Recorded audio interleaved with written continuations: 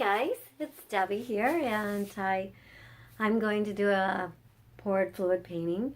I'm going to be using acrylic paints and latex paints. I have on the latex ones, well, actually all the paintings just have a little WD-40 in them to help create the cells, and they're all mixed to a consistency to, I always say, a little thicker than milk and magnesia. They're a little thicker. So, and then I also mixed up some of these, like this one is an airbrush paint, which I highly recommend in doing this. I feel that it adds an additional effect to what's going on. Anyways, these are not mixed to that consistency that those are mixed. They're quite a bit thinner. And then I also have another one that is the pearl pigment. Oops, there we go. Sorry, my paints get used. And this one, because this one has the pouring medium in it, it's a little bit thicker. And we'll see what that's gonna do. And I'm going to also mix up a little bit of a little glitter. I've been enjoying putting that in my paintings. If you've been watching my videos, you'll notice that I have put I've been really enjoying using this stuff, or there's a couple other kinds I got here, but this is a really fine one. I kind of like the way it ends up. I'm going to be putting that in the pouring medium, which for today it is golden. And anyways, all my paints are mixed up, and I have them to a thicker consistency than a lot of the pouring ones, except for I did want to show you something real quick. Can say this painting here was mixed a little bit thinner. It's a very nice painting. I love it. It has a lot of cells going on. It's pretty cool. That one had a little bit thinner paints on it. So if this is the effect you're kind of going for, a little bit thinner, a lot of little cells, when you hit it with the torch, a lot more show up, or they just come all on their own, even ahead of time. So, anyways, so I think I'm about ready to get started. I'm just going to bring you down. Okay, so today I'm going to do a 10 by 10 canvas, and I'm going to start putting paints and bring some paints over. I'm going to use some white, yellow, and some red, and definitely going to use this little pink. This lid it's kind of raised, so I have to figure out where I'm going to set it. I kind of like the effect of adding a little black to it. The problem is sometimes if it mixes in too much, it can cause you a little bit of a problem. So I got teal sitting over here. I'm running out of space. I've got some teal and some pink and purple. I'm going to decide where to stop before I have mud in there, which if your paints are thicker, you really don't hardly get any mud color, meaning like a browns, but if they're thinner, you have more of a chance to get a little more of that. So I think today red, white, blue, and yellow. How about that? And a little pink.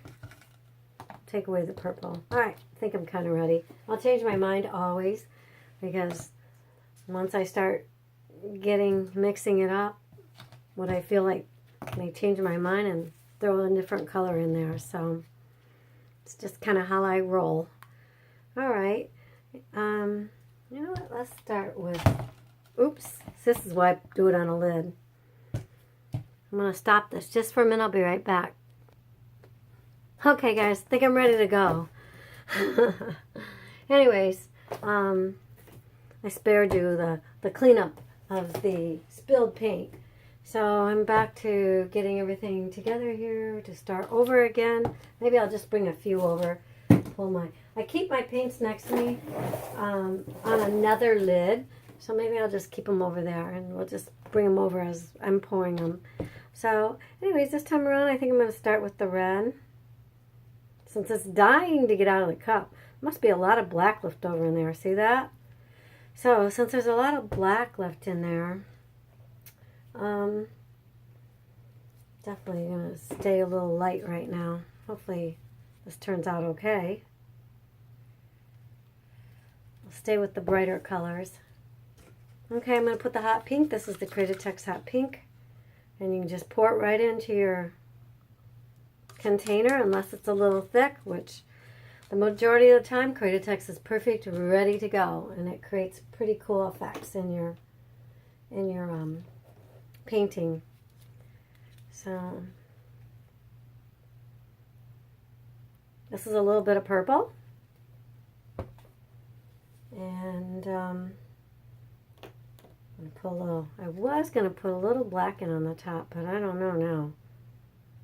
Looks like my pink's a little thicker. It's on the very thick side. Okay, I'm going to move some of these over for a minute.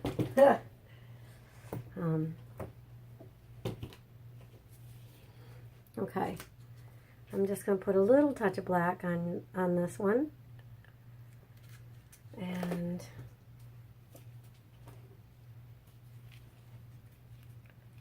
now the reason why I'm always mixing them up is because when they've set maybe 10 minutes, you can see, I should have pointed out, on the top, you can see a little, on the white especially, a little bit of the yellowy white. Anyways, that is some of the WD-40 that I used coming up to the top. So I like to stir them quite a bit throughout what I'm doing. Oh, you know, I started mixing this. I was going to mix this up, mix a little of this glitter into here. This is super fast because I already have the pouring medium in there. Whoops. It's going to be very shiny. Okay. See how sparkly? I don't know. I'm really digging that in my paintings lately, so you have to bear with me if you don't like it. So,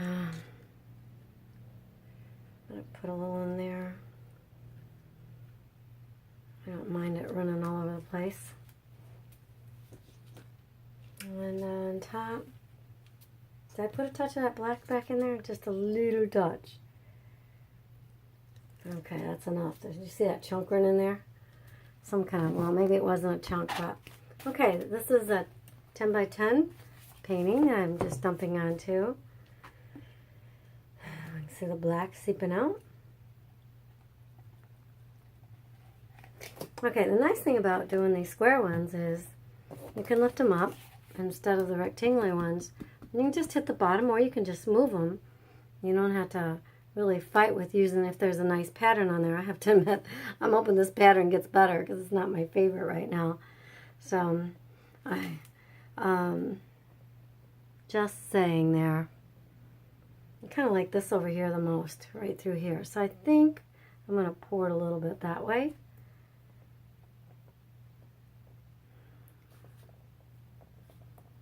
I kind of like the bright pink there. We can drag it back in. So now we got some pretty pink over here. This bright pink is the Acrylic pink. So since I kind of like that part the best, I'm just gonna angle this painting over this way. Now if I had to,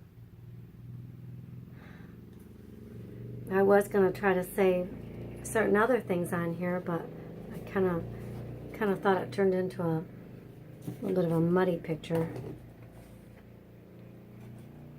Okay, so now I normally get my corners early on, but I only really got 2 to do this time.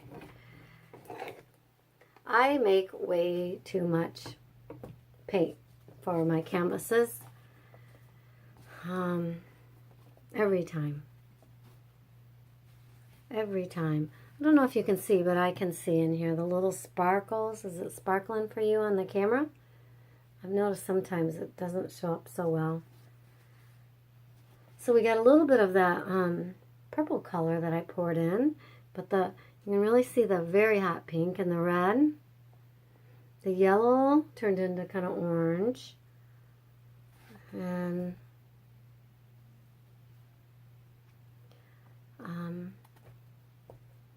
we got little cells coming on in here. I'm going to turn the heat gun on. We'll see what's going to happen. Whoops, get on high. In the meantime, I'll show you this close.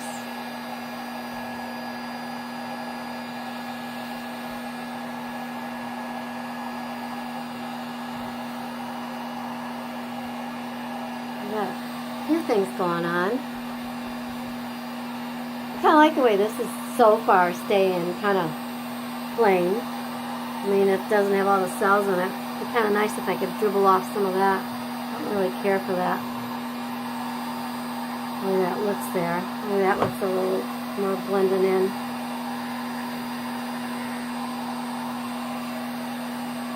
Alright. So, grab the heat gun.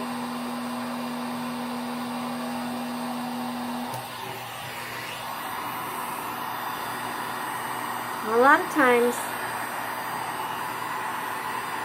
I'm not going to hit this part because I want it to stay just the way it is. See, this bright red one popped up recently. Well, I didn't see it earlier, so I'm assuming it did. I'm going to leave the middle alone because I really like it just the way it is.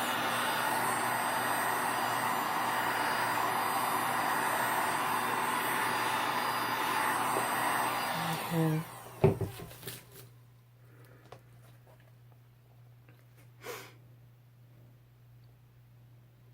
Anyways, this is what we got going on this one.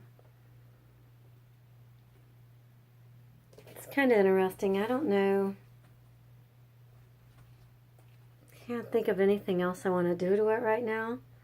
What I may go into it a little bit later on when I'm not worried about some of the colors, and I may make some changes. I haven't decided yet, but for right now, for this part of the painting, this is going to be done. And anyways, guys, I really appreciate you stopping by. Thank you so much.